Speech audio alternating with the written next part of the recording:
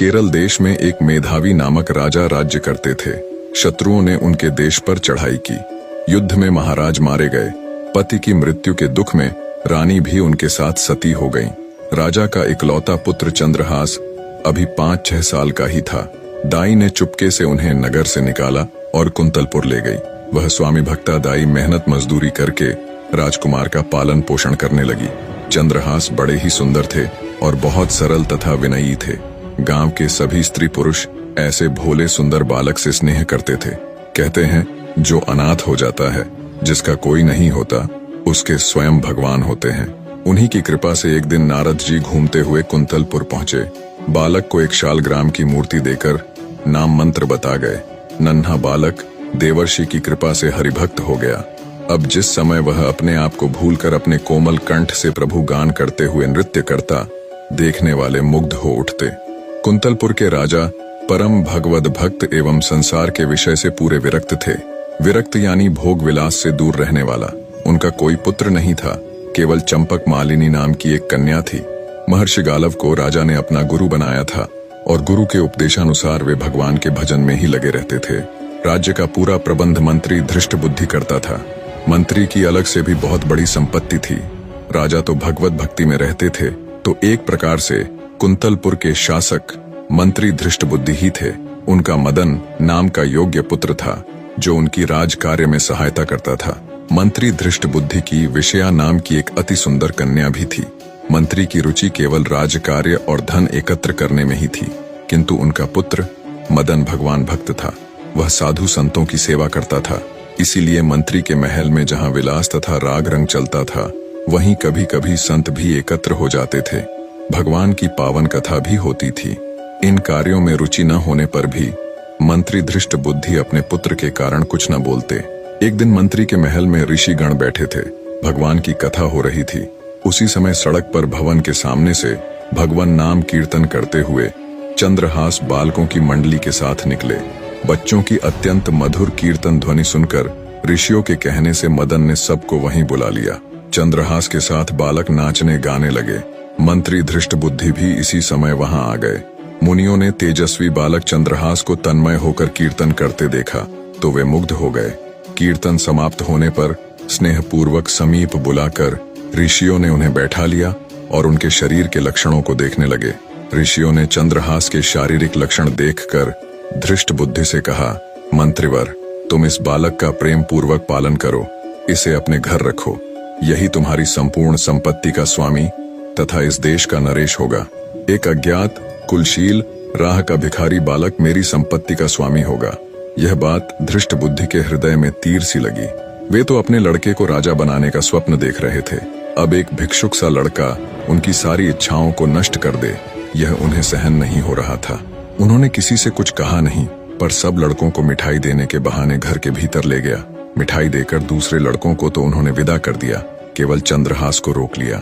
एक विश्वासी वधिक को बुलाकर उसे चुपचाप समझाकर पुरस्कार का भारी लोभ देकर उसके साथ चंद्रहास को भेज दिया। चंद्रहास ने जब देखा कि मुझे यह सुनसान जंगल में रात के समय लाया है, तब इसका उद्देश्य समझकर कहा, भाई, तुम मुझे भगवान की पूजा कर लेने दो, तब मारना। वधिक ने अनुमति दे दी। चंद्रहास ने शालग्राम जी की मूर्ति निकालकर उनकी पूजा की और उनके सम्मुख गदगद कंठ से स्तुति करने लगा। भोले बालक का सुंदर रूप, मधुर स्वर तथा भगवान की भक्ति देखकर वधिक की आंखों में भी आंसू आ गए। उसके हृदय में एक निरपराध बालक को मारने की बात सोचकर एक टीस उठी, परंतु उसे मंत्री का भय भी था। उसने देखा कि चंद्रहास के एक पैर में 6 अंगुलियां हैं। वधिक ने तलवार से जो एक अंगुली अधिक थी उसे काट लिया और बालक को वहीं छोड़कर वह लौट गया। वधिक ने महल जाकर जब धृष्ट बुद्धि को वह अंगुली दिखाई तो वह अंगुली देखकर बहुत प्रसन्न हुए। उन्हें लगा कि अपने बुद्धि कौशल से ऋषियों की अमोघ वाणी मैंने झूठी कर दी। कुंतलपुर राज्य के अधीन एक छोटी सी रियासत थी, चंदनपुर। वहां के नरेश कुलिंदक किसी कार्य से बड़े सवेरे वन की ओर से घोड़े पर चढ़े जा रहे थे। तभी एकाएक उनके कानों में बड़ी मधुर भगवान नाम कीर्तन की ध्वनि पड़ी। कटी अंगुली की पीड़ा से भूमि में पड़े पड़े चंद्रहास करुण कीर्तन कर रहे थे। राजा ने कुछ दूर से बड़े आश्चर्य से देखा कि एक छोटा देव कुमार जैसा बालक भूमि पर पड़ा है।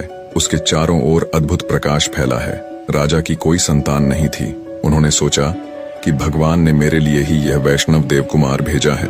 घोड़े से उतरकर बड़े स्नेह से चंद्रहास को उन्होंने गोद में उठाया, उनके शरीर की धूल पोंछी और उन्हें अपने राजभवन में ले आए। चंद्रहास अब चंदनपुर के युवराज हो गए।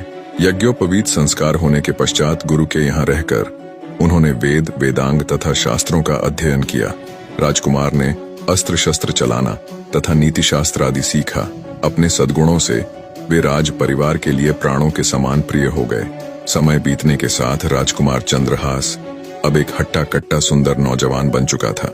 राजा कुलिंदक ने अब उन्हीं पर राज्य का भार छोड़ दिया। राजकुमार चंद्रहास के प्रबंध से छोटी सी रियासत हरिगुणगान से पूर्ण हो गई। राज्य में अब कोई दुखी नहीं था। चंदनपुर रियासत की ओर से कुंतलपुर को 10,000 स्वर्ण मुद्राएं कर यानी टैक्स के रूप में प्रतिवर्ष दी जाती थीं। अब की बार चंद्रहास ने उन मुद्राओं के साथ और भी बहुत से धन रत्नादि उपहार भी भेजे। धृष्टबुद्धि ने जब चंदनपुर राज्य के ऐश्वर्य एवं वहां के युवराज के सुप्रबंध की बहुत प्रशंसा सुनी, तब वो स्वयं वहां की व्यवस्था देखने चंदनपुर गए। राजा कुलिंदक तथा राजकुमार ने उनका खुले हृदय से स्वागत किया। यहाँ आकर जब धृष्टबुद्धि ने चंद्रहास को देखा तो वो उसके तेज से ही पहचान गया कि ये तो वही बालक है, ये बच कैसे गया। उनका हृदय व्याकुल हो गया। एक बार फिर मंत्री धृष्टबुद्धि ने राजकुमार को मारने का षड्यंत्र रचा और एक पत्र देकर कहा, युवराज, बहुत ही आवश्यक काम है और दूसरे किसी पर मेरा विश्वास नहीं। तुम स्वयं यह पत्र लेकर कुंतलपुर जाओ और ध्यान रहे मार्ग में पत्र खुलने न पाए, कोई भी इस बात को न जाने। इसे सीधे मदन को ही देना। चंद्रहास घोड़े पर चढ़कर अकेले ही पत्र लेकर कुंतलपुर को चल पड़े। दिन के तीसरे पहर वे कुंतलपुर के पास वहां के राजा के बगीचे में पहुंचे। बहुत प्यासे और थके थे, अतः घोड़े को पानी पिलाकर एक ओर बांध दिया और स्वयं सरोवर में जल पीकर एक वृक्ष की शीतल छाया में लेट गए। लेटते ही उन्हें निद्रा आ गई। उसी समय उस बगीचे में राजकुमारी चंपक मालिनी अपनी सखियों तथा मंत्री कन्या विषया के साथ घूमने आई थी। संयोगवश अकेली विषया उधर चली आई जहां चंद्रहास सोए थे। इस परम सुंदर युवक को देखकर वह मुग्ध हो गई और ध्यान से उसे देखने लगी। उसे निद्रित कुमार के हाथ में एक पत्र दिख पड़ा। कुतूहलवश उसने धीरे से पत्र खींच लिया और पढ़ने लगी। पत्र उसके पिता का था। उसमें मंत्री ने अपने पुत्र को लिखा था, इस राजकुमार को पहुंचते ही विष दे देना। इसके कुल, शूरता, विद्या आदि का कुछ भी विचार न करके मेरे आदेश का तुरंत पालन करना। मंत्री की कन्या को एक बार पत्र पढ़कर बड़ा दुख हुआ। उसकी समझ में ही न आया कि पिताजी ऐसे सुंदर देवकुमार को क्यों विष देना चाहते हैं। सहसा उसे लगा कि पिताजी इससे मेरा विवाह करना चाहते हैं। वे मेरा नाम लिखते समय भूल से या अक्षर छोड़ गए। उसने भगवान के प्रति कृतज्ञता प्रकट की कि पत्र मेरे हाथ लगा, कहीं दूसरे को मिलता तो कितना अनर्थ होता।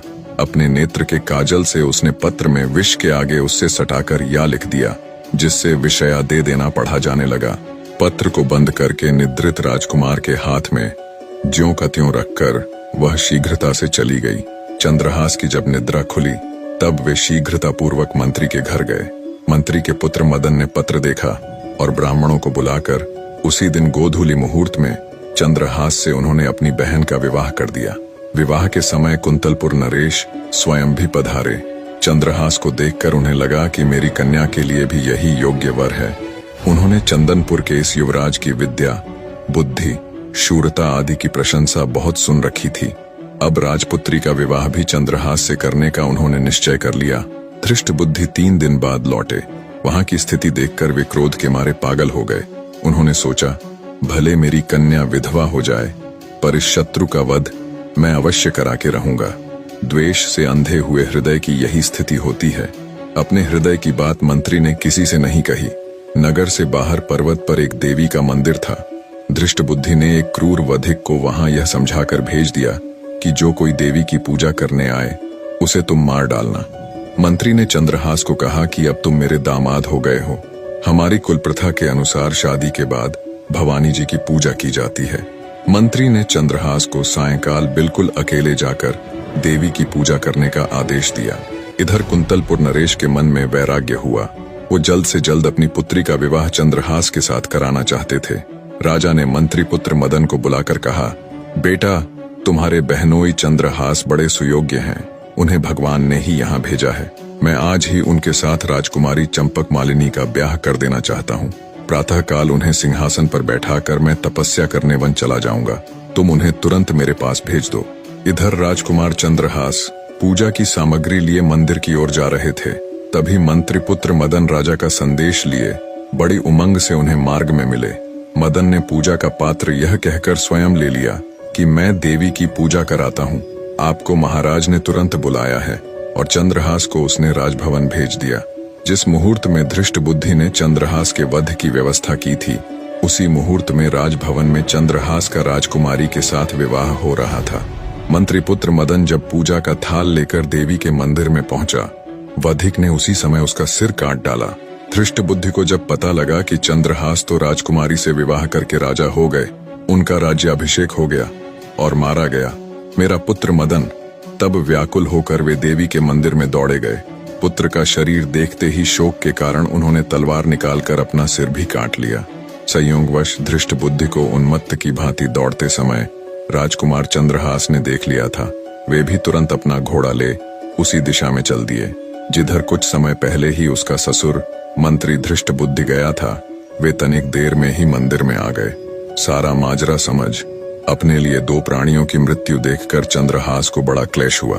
उन्होंने निश्चय करके अपने बलिदान के लिए तलवार खींची। उसी समय मां भवानी साक्षात प्रकट हो गईं।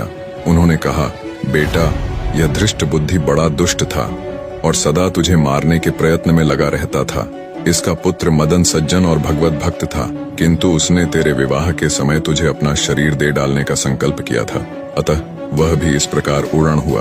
अब तू वरदान मांग। चंद्रहास ने हाथ जोड़कर कहा, माता, आप प्रसन्न हैं तो ऐसा वर दें जिससे श्री हरि में मेरी अविचल भक्ति जन्म जन्मांतर तक बनी रहे और इस धृष्ट बुद्धि के अपराध को आप क्षमा कर दें। मेरे लिए मरने वाले इन दोनों को आप जीवित कर दें।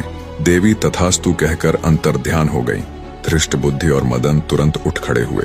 सारे वृतांत का पता चलने पर मंत्री धृष्ट बुद्धि राजकुमार चंद्रहास के पैरों में गिरकर माफी मांगने लगा।